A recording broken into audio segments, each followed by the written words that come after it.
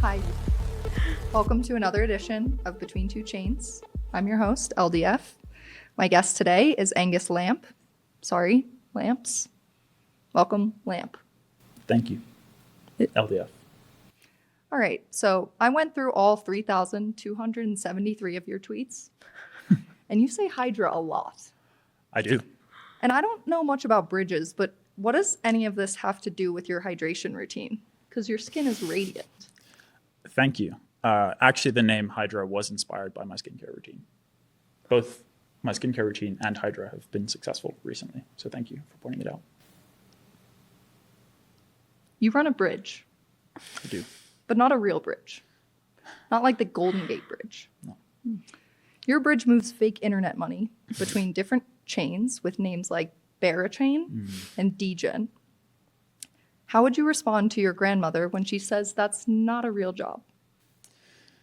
I would say that's probably less of a real job than her nursing career was, but I think it's still valuable.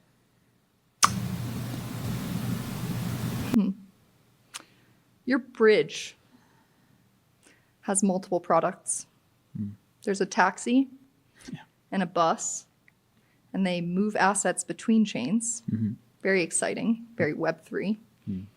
Supposedly, they move things cheaper and faster than your competitors. It's true. But then there's this thing called Hydra. Yes. Is that a type of water transport? No. It's actually, you can also take a taxi to Hydra. I'm confused.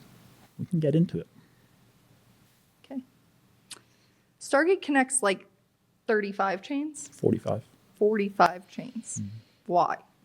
Why are there so many chains? Rappers only need 2 chains.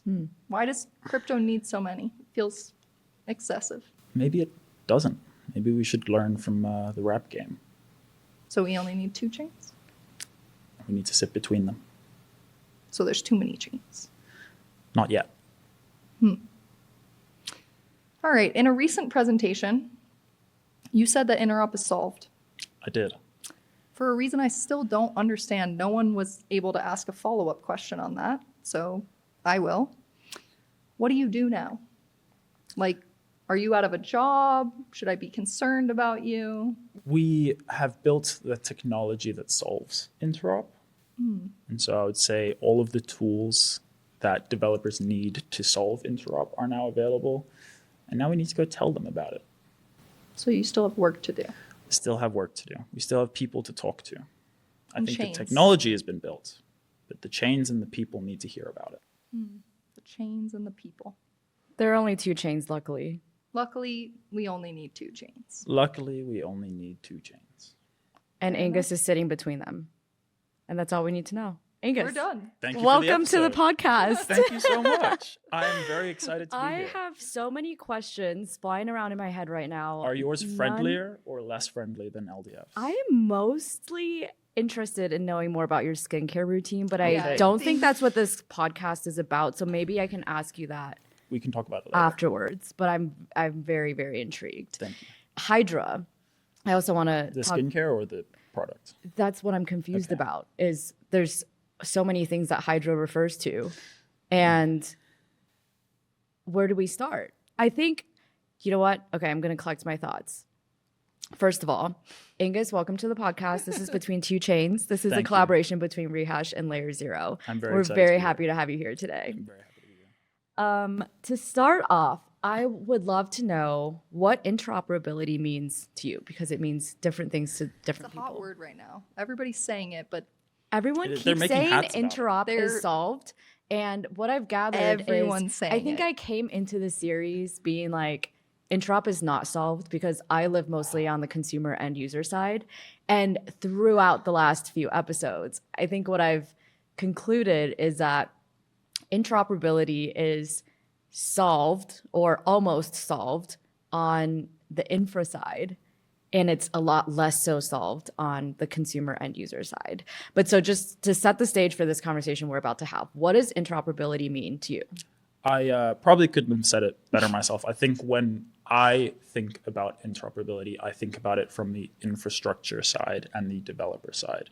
And I think, as I just said, the infrastructure for interop is available today, but I do not think the consumer and the application level is solved. So interoperability, to me, means that we have many different chains and many different execution environments for a number of different reasons. And there are some specific use cases where you need to access states from one execution environment in another execution environment, and they do not have native interoperability. That is the whole point. And so the technology that LayerZero has built enables arbitrary message passing between those two execution environments or between many execution environments. The application that we have built on Stargate facilitates value transfer between two different execution environments. And I think when people think about crypto today, a lot of it pertains to value transfer and tokens and money. I think DeFi is probably like the biggest thing that we use within crypto today. Hopefully it will not be forever. But in short, interoperability to me means the ability at the infrastructure level to move data between two different chains. And for Stargate, that data pertains to value and ERC20s and tokens. And so is that mostly via bridging, or are there other mechanisms that we should be thinking about? There are many mechanisms. Stargate is a bridge. At its core, it allows value transfer between two different chains or many different chains. And so when people think about bridging, they are, if you're trying to design or trying to like architect a bridge in your head, you are probably thinking about it the way that Stargate does it. You move money into one pool on one chain, you release money from one pool on another chain. What do you think are some of the big unlocks that interoperability is going to enable for DeFi that we're not seeing now or we can't do like efficiently now? I think the biggest unlocks that interoperability will enable are the like end consumer application experiences that everyone is like talking about. Yeah. So when people talk about like DeFi being broken or like DeFi applications being broken, I think it is because everyone who onboarded 3 or 4 years ago was using Ethereum mainnet, and it was super expensive, and there's 12-second block times, and that's not what we're used to from Web 2. And so what I think all of the different chains, I may have said that we only need 2 chains. We probably need a few He did more say than that. We're going to clip that. What No having takebacks. more L2s and L3s in different execution environments means is that we have enough block space to create good user experiences. And so now with things like flash blocks and having like between 10 and 200 millisecond blocks, you can have like a good Web 2 user experience. But in order to do that, you need different chains. And if you have different chains, you need interop. On the topic of new chains, I feel like Stargate in particular has found just a lot of success with people who love chains, which is new chain deployments. Yes. And so a lot of times when people think about the problems with interop, they're thinking about existing chains and moving assets between them. But like, can you talk about the importance of what a chain needs to be successful on day one, how you work with them, and yeah, like what that looks like? Yeah, I think that's also changed a lot over the past 6 months, or at least the conversations that we've had about it has changed a lot. Ultimately, regardless of whether you're building like a general purpose chain or you're building an app chain specific to your application, what you are looking for is users and, again, typically liquidity. And so the conversation that we have a lot with chains that are looking to launch is about how can you best facilitate the onboarding of users and liquidity to your ecosystem on day one.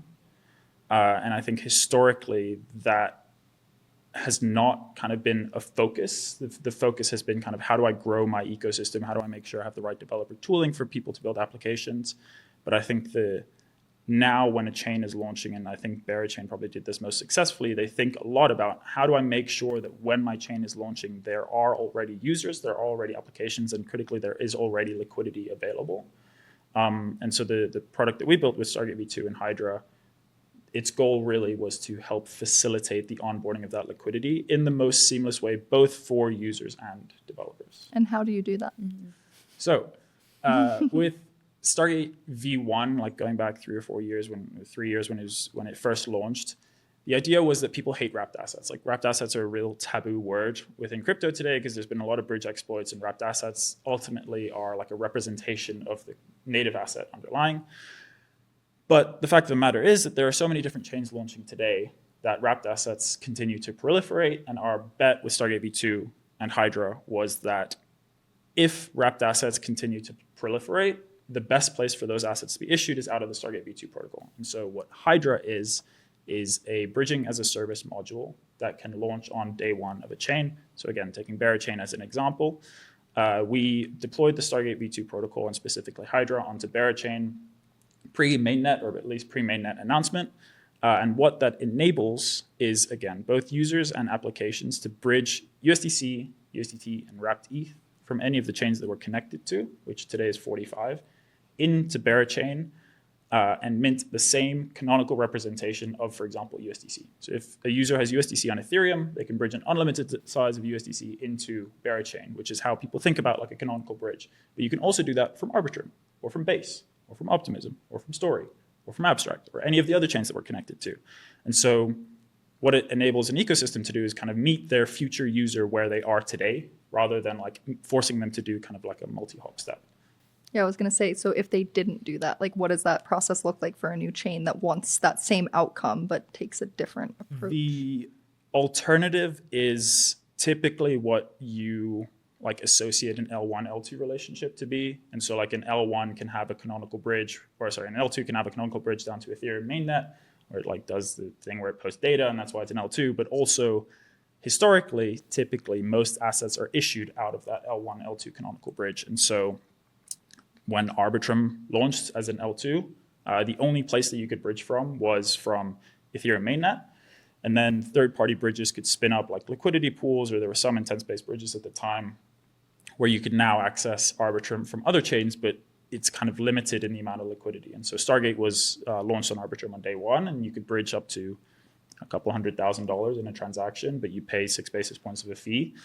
And what Stargate does is basically replicate that relationship of the L1, L2 canonical bridge with different trust assumptions, but across 45 different chains. And so the user, again, no matter where they have liquidity, can bring an unlimited amount of liquidity from the chain that they're on to the chain that they're going to. And the goal was really to make it like, people may have done that anyway. You may have bridged down to L1 and it may have taken you 7 days. If you're on Optimism and you wanted to get to Arbitrum, it may have taken you 7 days to get down to mainnet. You pay 3 mainnet gas costs, you go back up to 7 days.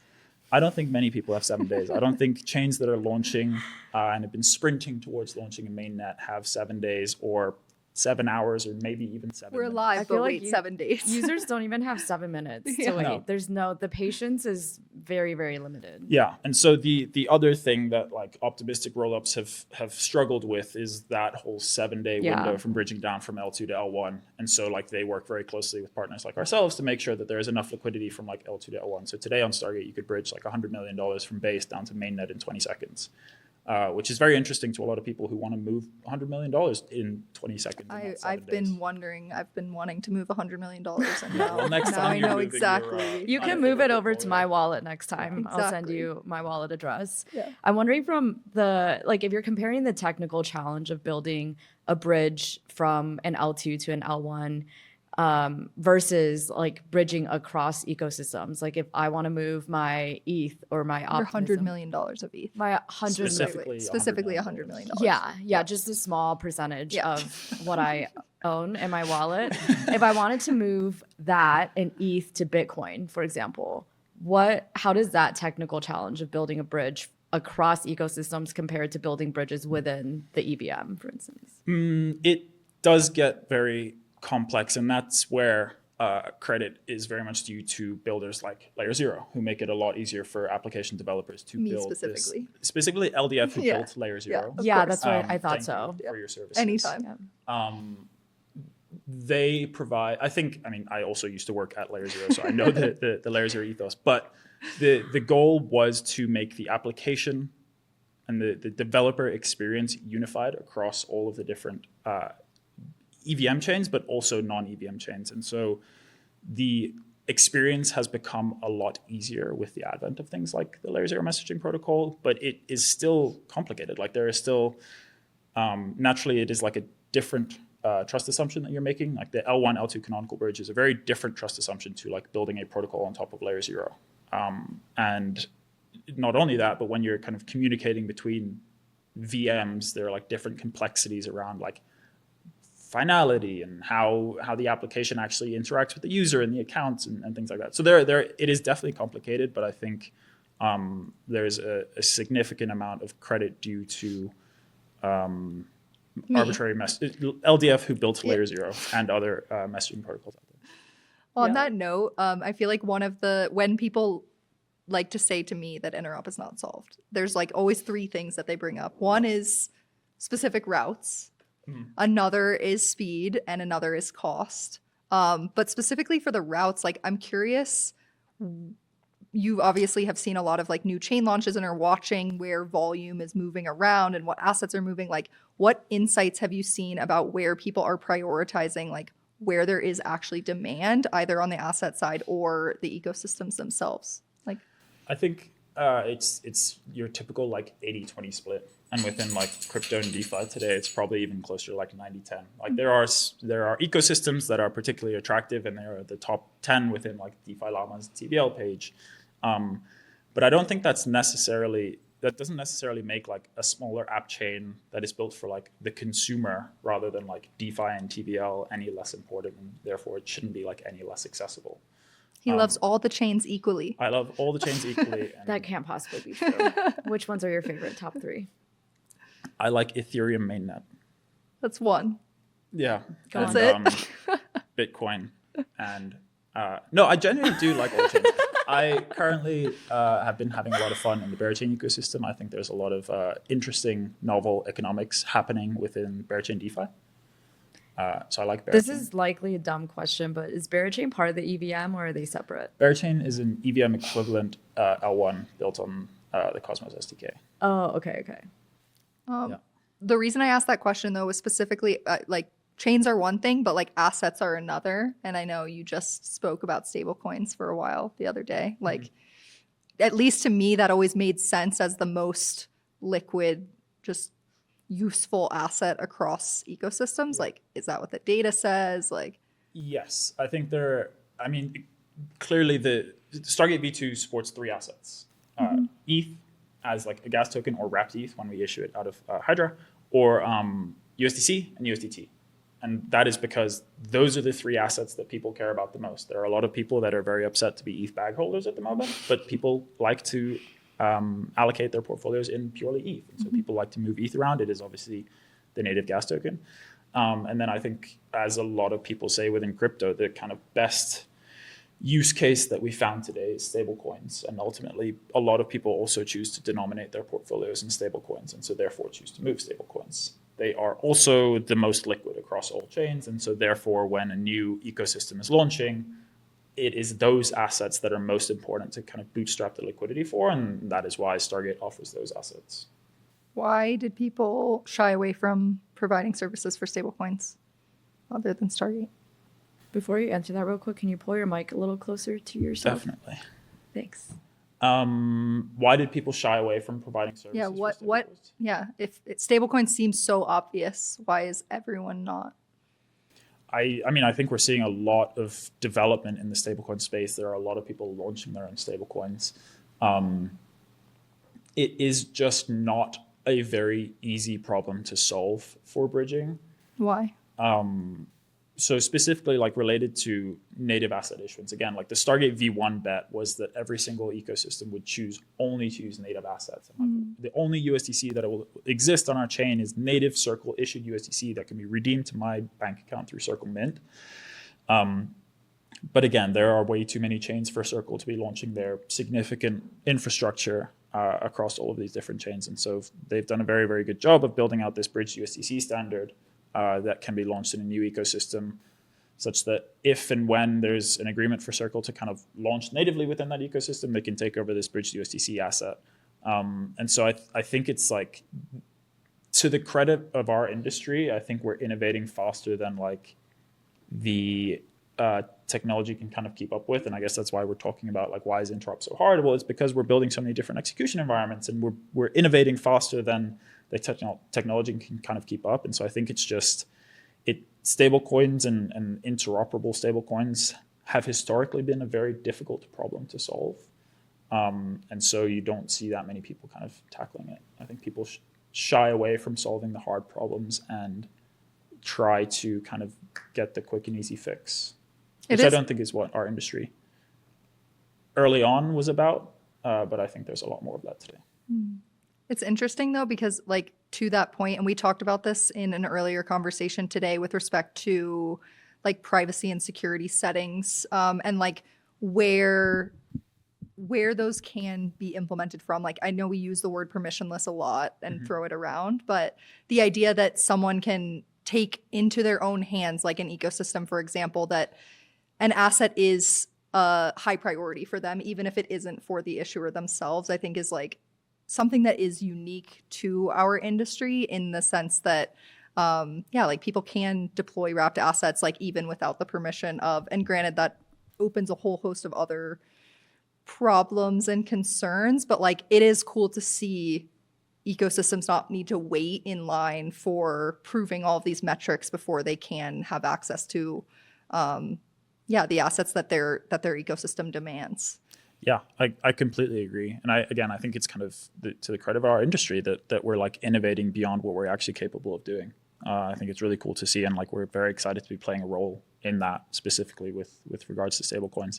And again, like to the credit of the asset issuers, they are also helping to facilitate that innovation, because the alternative and probably what you'd see in like a more traditional setting is that there would be an extensive amount of like legal and regulatory problems if you issued someone's asset and you called it the same name, but it's not actually their representation of the asset. Like, can you explain that process of what that looks like? Because I think not a lot of people on the user side like really think about what a handoff like that would look like, or the fact that it even happens, or I mean, they don't want to think about it. Like USDC is USDC, but I don't think they want to know what happens behind the scenes. I want to know. I do too. I can tell you how the sausage I was like, what do you mean? It's actually, it's like, Tell us how the I was like, I sausage is asked. made.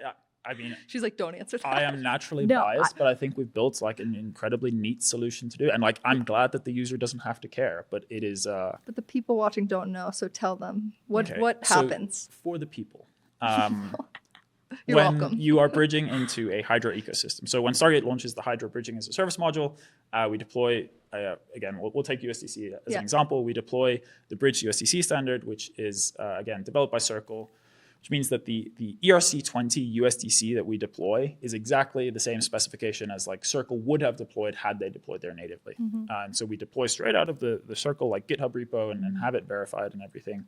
And when you go to bridge, we'll take Berachain again as an example. When you bridge your USDC from Ethereum mainnet into Berachain, your USDC gets locked in a Stargate pool, and then the Stargate protocol will mint you one USDC.E, the bridged USDC version, on Berachain. And therefore, it is not like a Circle issue. Like Circle did not mint you that asset, but your USDC native is still on Ethereum mainnet and is ready for you to be redeemed whenever you want to. So it is a wrapped asset. It is a bridged asset, but it is deployed kind of in the best way that exists today, going back to what we spoke about earlier, that Circle will not natively be there. And so, again, our bet with Stargate V2, they can choose to do so in the future. And again, we'll get to the kind of how that handover process works. But some sort of trade-off had to be made. And when we were designing the Stargate V2 protocol, these were the trade-offs that we landed on, and we think it is the best solution. And we're glad that many ecosystems have kind of agreed and adopted these assets as their canonical assets. But I think most importantly for the user, you have USDC on Berachain. It is minted out of the Stargate protocol. If you want to leave back down to Ethereum mainnet at any point, you are free to do so. Your assets are available. If you want to leave to other ecosystems that we support, you are able to do so. And the handover process would look like, in theory, if there was an agreement made and Circle wished to take over that asset, this is kind of outlaid in our docs as well, but you pause bridging, we hand over the USDC asset to Circle. It is now native Circle. There will be a name change. Circle could deploy all of their infrastructure for kind of native burn and mint on that chain to the Circle account. And so you could now take the USDC on Berachain, redeem it for US dollars in your bank account through Circle Mint. And then Stargate would burn the underlying USDC that was held on Ethereum mainnet, which was native. That would just be burned because now the USDC on Berachain is quote unquote native. It's cool that that's like planned though, like you can almost take a bet an early bet on an ecosystem again, like before it could have been prioritized by Circle. They can prove themselves and get to the point that they have the metrics to back up that they should use those resources to do so. I think. Yeah, it's been a really fun time working with all of these ecosystems because they're, again, like if you are launching an L1 or an L2 or an L3 or whatever it is, like an app chain, all you want is the best chance at success. Yeah. And having the ability to bridge assets and bring in TVL from different chains is like such an important part of that. And you are now able to do so. And to your point, like prove yourself, like prove that there is $100 million of USDC in my ecosystem. And that is important to asset issuers. Why are you smiling over there? I was just thinking about the 100 million I have in my wallet, and he's talking about 100 million in an ecosystem. She's like, that's my 100 million. Yeah. You are all of the TVL. Yeah, exactly.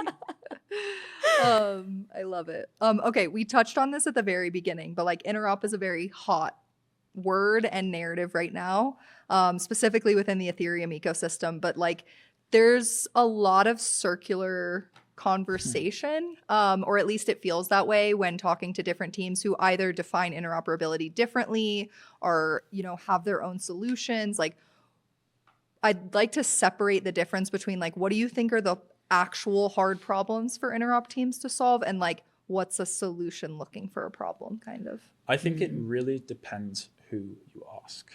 I'm asking you. So You specifically. I think the hard problem to solve and the problem that we are solving is liquidity movement between chains. I think what a lot of people are focusing on, which is also important, but not what I care most about, is the user experience and the application level experience, where you don't want to wait 7 minutes or maybe even 7 seconds. Like, you want something to happen nice and easy, Web 2 experience, even though it's happening between two chains. And I think that is very important. You're so good at this. But I actually don't think that's a very hard problem to solve at all. I think Why isn't it solved? it is. Okay, I'm not gonna lie. There's Interop is solved between two chains. Between two chains. So see, he pisses me off, and then he I says know. between two And then chains. she's like, And I'm like, I'm happy okay. again. Yeah. I will give my nuances there. The movement of retail size volume between two chains is solved. And like the user experience there is pretty good. What a lot of people focus on is that, like, and I agree with this, users shouldn't have to go to a bridging interface to like bridge. Like, if I want to use an application, my assets are on another chain, I should be able to do that, and the bridging should be built into my transaction. Yeah. I completely agree. And like, we have developer tooling, and so do many other teams, to like help facilitate that. It's about informing the developers of that application that that's already possible and making it easier for them to do so. So I'll give you just a specific example. Recently, everyone is doing airdrops, and I've received numerous airdrops from random chains. This is how $100 you million got your worth. $100 million. Yes, $100 million worth of Yeah, yeah. airdrops. Obviously. Big Kaito yapper. And so I like get these airdrops, and I'm like, to be honest, I don't really believe in the project, so I'm just gonna sell it, right? You say that on air? Yeah.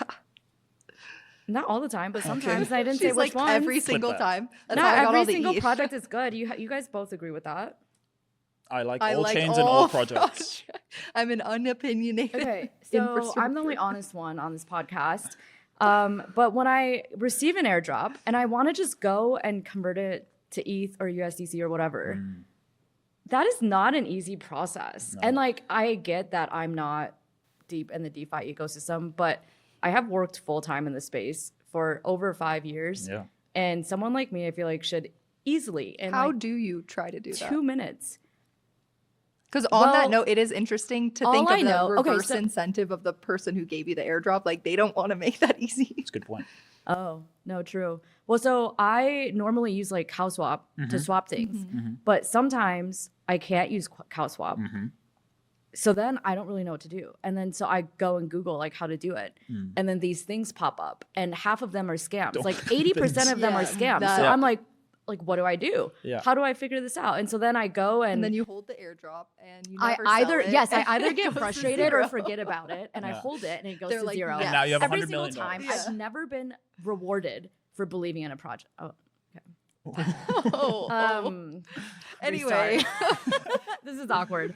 But anyway, that's my problem and that's my pain point. And I Yeah. feel like we should be at a stage in 2025 Ironically, where this that's- should not be a problem. Ironically, anymore. that's a same chain problem. Like, I don't imagine you're trying to sell that for ETH on a different chain. Maybe that is your ultimate end goal, but like, Yeah. you want to find the liquidity for that token on that chain to be one of the first people to get rid of that token. And one of the first people or to get rid maybe of- not maybe the first not. person. Maybe wait a Um, really long yeah. time. It just depends, guys, okay? Yeah. You've both been there. Don't lie. Don't make me look like the bad person on the podcast. You've never. all done it. I've never. I would never. A bunch of sell liars. anything. I'm very grateful. I'm for all of podcasting with a the- bunch of Yeah, I liars. love all of the airdrops, Okay, airdrops I great. received. Great. No, I agree. I think that is definitely a problem. But again, ironic, like that's actually a same chain problem. That problem has existed since like Ethereum DeFi started, and I think So how is interoperability solved? Like, how can you?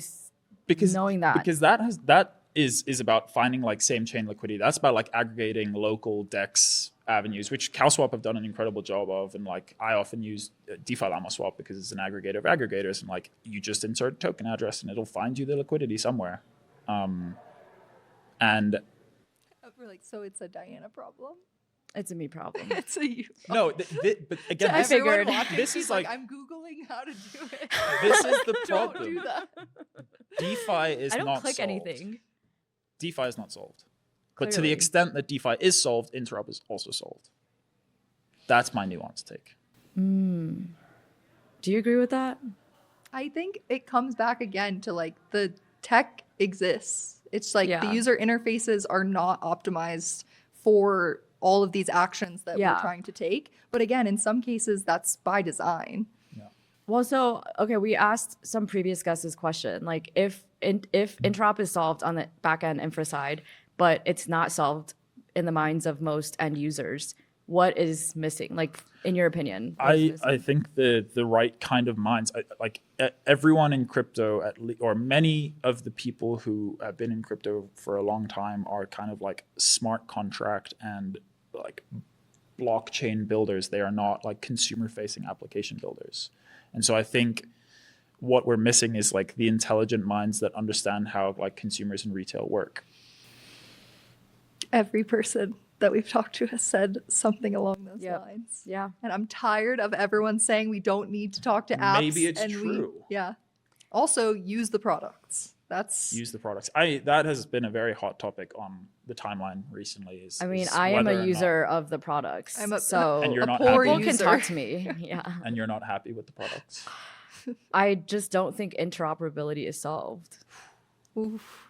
as a user Also, of products. no, I have a clip from this recording of you saying that you came into this thinking it wasn't solved and then Whoa. check changed the your tape. mind. Check the tape. I actually I said I understand that it's solved from the infra back end Correct. side, Which but is I my still point. don't That is think my it's. That's my point. That was the point of the narrative. Yeah. Interop So is what's solved next from is, guys, build UX. the applications. Yeah. Build Talk to good people like applications. me that use apps and work on your narrative. Yeah. Narrative. We are a big part of Stargate's focus this year is making the user experience and like the user experience a lot better, because we focused for a long time on building good technology and good infrastructure, and I think we have like unlocked a tremendous amount from the like asset issuance and value transfer infrastructure perspective. And so now we're going to spend a lot of our time making sure that the user experience is better, both like within Stargate and Stargate as a product, but also a lot of other applications out there. As a user, I appreciate that. It's actually for you. Just for me. You specifically. I mean, it makes sense because I have $100 million. Yeah, Exactly. exactly. So, You're a like, very yeah. valuable user. You and the one other whale out there. Yeah, LDF. Wow. Yeah. The two biggest Stargate users. Yeah. One other quick follow-up question I was going to ask is for the end user who doesn't know how the technical backend works, what's the like best, easiest way for us to check if like I'm using Stargate, I'm hearing about Stargate for the first time, or I Google, how I Google dump my airdrop, If you and Google Stargate Stargate- comes up. Bitsbridge.com. And I'm like, Stargate, is this legit? Should I click on it? Like, what is the best way for somebody like me who can't read code to verify whether something is trustworthy and secure? Can I ask you a clarifying question? Yes. does it matter? Should it matter to the user what the underlying technology is, or should we as application builders ensure that the technology is sound such that the user can assume that it's sound? Yeah. Yeah. That one. But there's so many scammers. So how should I? That can is I a assume? problem of our Interfaces. industry. Okay, What? Don't Google interfaces in crypto. Yeah, go to cheapestbridge.com. Yeah. That's how you'll get there. But I think it is on the application developers and builders to ensure that what they are building. I agree. is- I agree. But so many application builders and developers are not trustworthy. well, they're going And to so be the us- exact ones that don't include the information in their docs, and so that's a them problem. So what info in the docs should the end user be looking out for to verify? I think end users, if they really care, they should be looking at like the arc again, specifically to interop and bridging, because that's what I care most about. I think you should be looking at the architecture and looking at like what are the dispute or resolution mechanisms if your transaction fails, because your whole point is that you have assets over here and you want them over here, and what you care about is what happens if they don't get over here. Like who do you go to? Right. And when we were building Stargate, it was very important for us. We built a message-based bridge. Every single transaction is verified before it gets to the destination. Every single transaction ever on Stargate has succeeded. But there are other bridges out there where your dispute resolution mechanism in a cryptographic world between two chains is to go to Discord and open a ticket. And that doesn't feel right. Can you come back for every episode? Between three chains. No. I want to be a host. No. No, you're between No, the you're two between chains. the two chains. Yeah. This is literally He exactly doesn't. how- He doesn't get it. get It's like very clear. I get it now. Okay. 45 minutes. You kind of into this ruined thing. it. Yeah. Anyway, okay. I know you don't have a ton of time left, but what? I have plenty of time. Oh, you have. Oh, great. Yeah. Let's keep going then. I think we am need the to- star Stop here. host. I You're think we the- do need a. This we is do need just. a- This yeah. is just three chains now. 3 chains. There's no between. It's just 3 chains. No. That's too much. Should we Too wrap far. wrapped assets? Oh. Whoa. Whoa. It's taboo. I want to know what asks, wishes, dreams you have that you would like to tell the people or ask from the people. Whoa. Yeah. Is this AKA about Instagram? Santa. I'm just asking questions. In general? I'm just. I would like for people to be intellectually honest about what they build, such that the users can find out what they are doing. Because I think it's important when like you choose to build in an industry like ours that you are building things that will make the world better, specifically like DeFi. The goal is for it to be better than TradFi, right? Hopefully.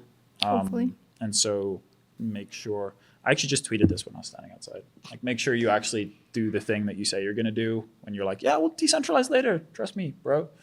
And then you kind of don't. It's, Trust me, bro. Yeah. Favorite line.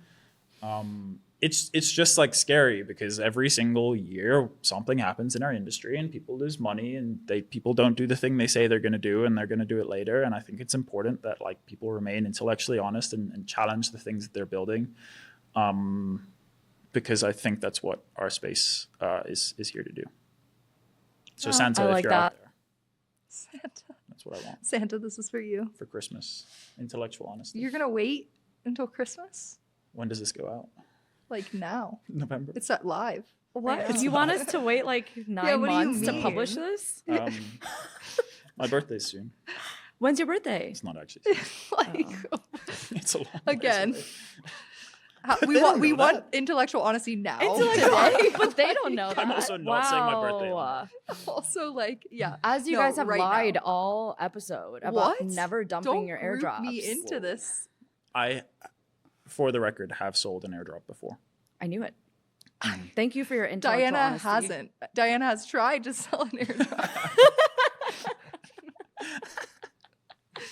We'll get there. We'll get. I'm gonna check out Stargate. Amazing. Right, should. Stargate's gonna get me there. Right, Cheapestbridge.com. Yes. I'm gonna be able to dump all my airdrops now on Stargate. Yes. You should rebrand. This is your new. That's on God. Well, thank you so much, Angus. Where can people go to follow you and find you and read your 3,000 something 900? Too many tweets. Too many Too tweets. many. Yeah. I didn't get that many yaps. I'm Angus Lamps on Twitter, but also follow Stargate Finance for all your airdrop movement needs. Especially if you have $100 million that you need to move. Particularly because you couldn't go anywhere else. Only Stargate offers that Wow. size. So Wow. Guess I'm only using Stargate. that's the TLDR. Thank you, Thanks for Angus. coming. This was Between Two Chains. This was between 3 chains. Nope. Nope. Nope. Between Two Chains. Yeah. Over and out.